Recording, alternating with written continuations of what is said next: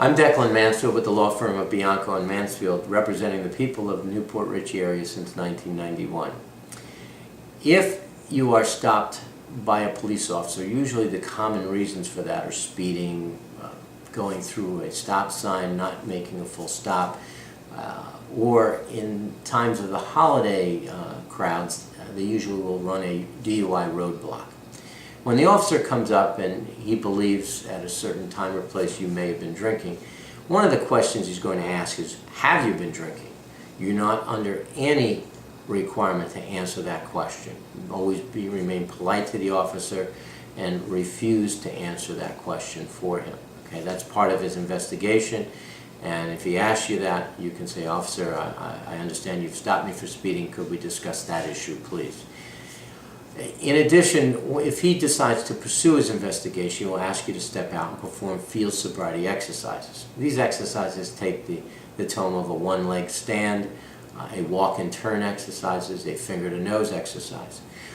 Quite honestly, these exercises are totally subjective, and it depends on how the officer is feeling and how he thinks you've performed on these exercises. He makes his decisions without any objectivity whatsoever, and then based on that, he will pursue you further insofar as charging you with DUI. Now, once you've been charged with DUI and arrested, you will not be unarrested no matter what happens on the intoxilizer result. They will not let you go if you blow triple zeros. They will keep you in jail for a minimum of 8 hours pursuant to a statute.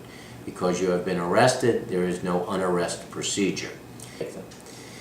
The next step in the process of his investigation will be to determine whether or not he wants you to take an intoxilizer test.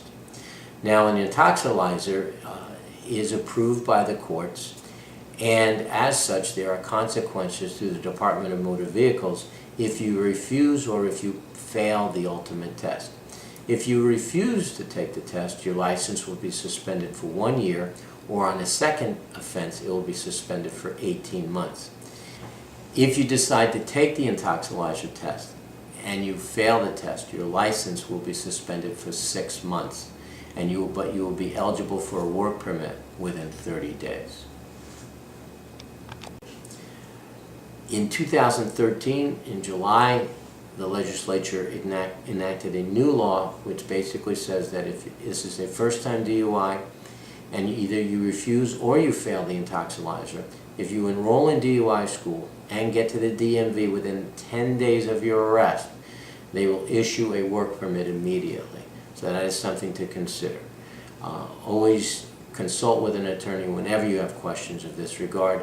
Again, I am Declan Mansfield with the law firm of Bianco and Mansfield, and you can contact us at 727-843-0097.